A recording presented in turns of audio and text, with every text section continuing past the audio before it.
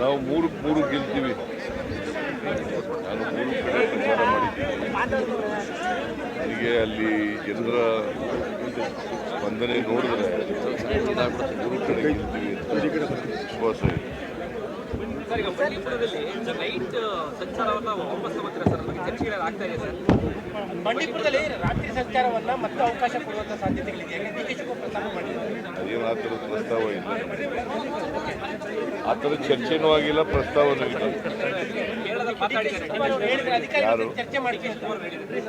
D K Shivakumar ಅವರು ನನಗೆ ಅವರಿಗೆ ಕೇಳಿ, ಡಿ ಕೆ ಶಿವಕುಮಾರ್ ಯಾರು ಹೇಳಿದ್ರು ಅವ್ರನ್ನೇ ಕೇಳಬೇಕು.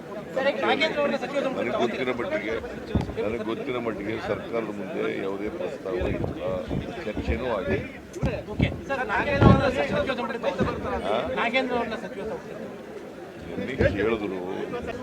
ನಿನ್ನೆ ಕೇಳಿದ್ರು ನಾನು ಹೇಳಿದೆ ನೋಡೋಣಪ್ಪ, ಚುನಾವಣೆ ಎಲ್ಲ ಮುಗಿದ್ಮೇಲೆ ಪರಿಶೀಲನೆ ಮಾಡಿ ಪುನರ್ರಚನೆ ಮಾಡುವ ಸಾಧ್ಯತೆ ಇದೆ. ಸಂಪುಟ ಪುನರ್ರಚನೆ ಸಾಧ್ಯತೆ ಇಲ್ಲಪ್ಪ. ನಾನು ನಾಗೇಂದ್ರನ ಬಗ್ಗೆ ಹೇಳಿದ್ರೆ ಪುನರ್ರಚನೆ ಅಂತ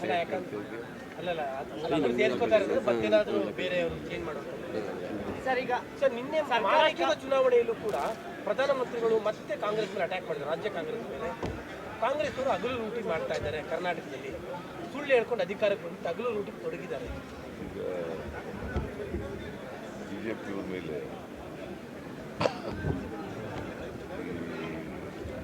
ಅನೇಕ ಆರೋಪಗಳು ಬರ್ತಾ ಇದ್ದಾರೆ. ಔಷಧಿಗಳು ಖರೀದಿ ಅದಕ್ಕೆ ಪುನಃ ಅವರು ವರದಿ ಕೊಟ್ಟಿದ್ದಾರೆ. ವರದಿ ಪ್ರಕಾರ ಏನಾಗಿದೆ, PPE ಕಿಟ್ ಎಲ್ಲ ಪರ್ಚೇಸ್ ಮಾಡಿ, ಏನು ಹೇಳ್ತಾರೆ, PPE ಕಿಟ್ ಪರ್ಚೇಸ್ ಮಾಡಿದ್ದಾರೆ. ಅದು 2,147. ಅದು ಸಿಗ್ತಾ ಇರ್ತಕ್ಕಂಥದ್ದು 330 ರೂಪಾಯಿಗೆ ಸಿಗುತ್ತೆ. ಅಷ್ಟೊಂದು ಪರ್ಚೇಸ್ ಮಾಡಿದ್ರು. ಅದಕ್ಕೆ ಏನು ಹೇಳ್ತಾರೆ ನರೇಂದ್ರ ಮೋದಿ ಕೇಳಿದ್ರೆ, ಭ್ರಷ್ಟಾಚಾರ ಮಾಡಿರೋರು ಅವ್ರ ಸರ್ಕಾರ. ನಮ್ಮ ಸರ್ಕಾರದಲ್ಲಿ ಯಾವುದೇ ಭ್ರಷ್ಟಾಚಾರ ಮಾಡಿಲ್ಲ, ಮಾಡೋದು ಇಲ್ಲ. ನರೇಂದ್ರ ಮೋದಿಯವರು ಸುಳ್ಳು ಹೇಳ್ತಾರೆ.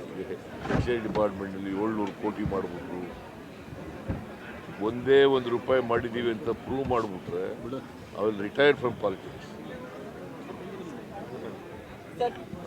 ಅವ್ರು ರಿಟೈರ್ ಆಗ್ತಾರ? ಅವ್ರು ಪ್ರಧಾನಮಂತ್ರಿ ಕೆಲಸ ಬಿಡ್ತಾರ? ಸುಮ್ಮನೆ ಏನೋ ಸುಳ್ಳು ಹೇಳೋದು. ಒಬ್ಬ ಪ್ರಧಾನಮಂತ್ರಿಯಾಗಿ ಸುಳ್ಳು ಹೇಳೋಕ್ಕೂ ಒಂದು ಇತಿಮಿತಿ ಇರಬೇಕಲ್ಲ.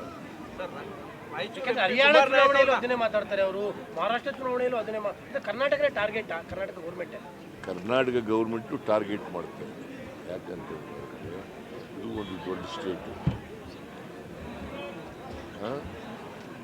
ಅಸೆಂಬ್ಲಿನಲ್ಲಿ 136 ಜನ ಸೋತ್ಬಿಟ್ಟಿದ್ದಾರೆ. ಇವರಿಬ್ಬರು ಸೇರ್ಕೊಂಡು ಈಗ ಕರ್ನಾಟಕನ ಟಾರ್ಗೆಟ್ ಮಾಡಿ.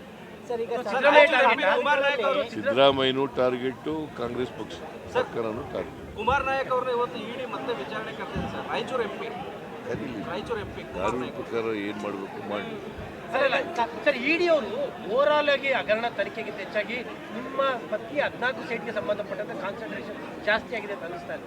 ಯಾಕಂದ್ರೆ ದೇವರಾಜ್ ಅವರು ಕರೆದಿದ್ರು ಮೊನ್ನೆ, ಈಗ ಕುಮಾರ್ ನಾಯಕ್ ಅವರು ಕರೆದಿದ್ದಾರೆ. ಈಗ ಅದು ಒಂದು ಇಡಿ ತನಿಖಾ ಸಂಸ್ಥೆ.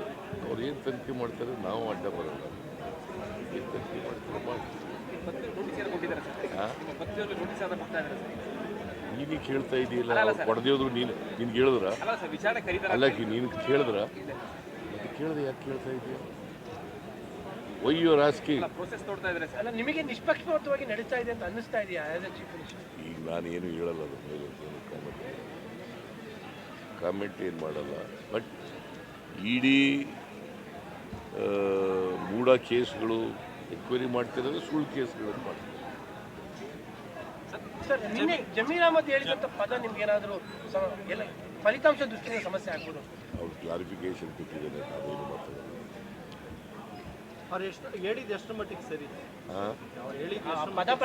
ನನ್ನನ್ನು ನರೇಂದ್ರ ದೇವೇಗೌಡರು ಸಿದ್ದರಾಮಯ್ಯನಿಗೆ ಸೊಕ್ಕು ಮುರಿತೀವಿ ಅಂದ್ರಲ್ಲ, ಅದು ಎಷ್ಟು ಮಟ್ಟಿಗೆ ಸರಿ? ಅದು ಬರೆದ್ರ ಚೀಫ್ ಮಿನಿಸ್ಟ್ರಿಗೆ ಸೊಕ್ಕು ಮುರಿತೀವಿ, ಗರ್ವಭಂಗ ಮಾಡ್ತೀವಿ ಅಂತ ಹೇಳಿದ್ರಲ್ಲ, ಅದೇ ನನಗೆ ಗೊತ್ತಿಲ್ಲ. ಜಮೀರುವೆ ಕುಮಾರಸ್ವಾಮಿನೂ ಬಹಳ ಕಿನ್ನಾಗಿದ್ದವರು. ಐ ಡೋಂಟ್ ನೋ ಅವರಿಬ್ಬರು ಮಧ್ಯೆ ಇರ್ತಕ್ಕಂಥ ಸಂಬಂಧ ನನಗೆ ಗೊತ್ತಿಲ್ಲ.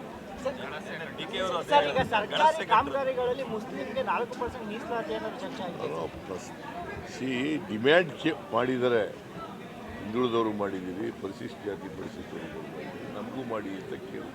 ಬಟ್ ಆ ಥರದ್ದು ಏನೂ ತೀರ್ಮಾನ ಆಗಿಲ್ಲ. ಯಾಕಂದ್ರೆ ಆಲ್ರೆಡಿ ಬಿಜೆಪಿ ಶುರು ಮಾಡಿಬಿಟ್ಟಿದ್ದಾರೆ. ಬಿಜೆಪಿಯವರಿಗೆ ಕೋಮುವಾದ ಮಾಡೋದೇ ಬೇರೆ ಅವ್ರ ಕೆಲಸ. ಕೋಮುವಾದ ಸೃಷ್ಟಿ ಮಾಡೋದೇ, ಹಿಂದೂ ಮುಸಲ್ಮಾನರ ಮುಗ್ದೆ ಜಗಳ ತರದೆ, ಅವ್ರ ಮಧ್ಯೆ ಬೆಂಕಿ ಇಡೋದೇ ಅವ್ರ ಕೆಲಸ. ಯಾವಾಗ ಈಗ ಶಾಂತಿ ಇರಬೇಕು ಸಮಾಜದಲ್ಲಿ ಅಂತ ಬಯಸಿದ್ದಾರೆ, ಎಲ್ಲರೂ ಕೂಡ ಸೋದರತ್ವದಿಂದ ಬಾಳಬೇಕು ಅಂತ ಯಾವಾಗ ಇಷ್ಟಪಟ್ಟಿದ್ದಾರೆ. ಸರ್, ನಿನ್ನೆ ಅನಿಲ್ ಚಿಕ್ಕಮಾದವರು ನೆಕ್ಸ್ಟ್ ಚುನಾವಣೆ ನಿಮ್ಮ ನೇತೃತ್ವದಲ್ಲಿ ಆಗಲಿ, ನೆಕ್ಸ್ಟ್ ನೀವೇ 5 ವರ್ಷ CM ಆಗಲಿ ಅಂತ ಹೇಳ್ತಿದ್ದಾರೆ ಸರ್, ವೇದಿಕೆಯಲ್ಲಿ ಹೇಳಿದ್ದಾರೆ. ಅವರ ಅಭಿಪ್ರಾಯ ಹೇಳಿದೆ. ಸರ್, ಯಾಕಂದ್ರೆ ಸರ್ 3 ಚುನಾವಣೆ ನೋಡಿದ್ರಿ ಸರ್. ಒಂದೇ ಸೆಕೆಂಡ್ ಸರ್.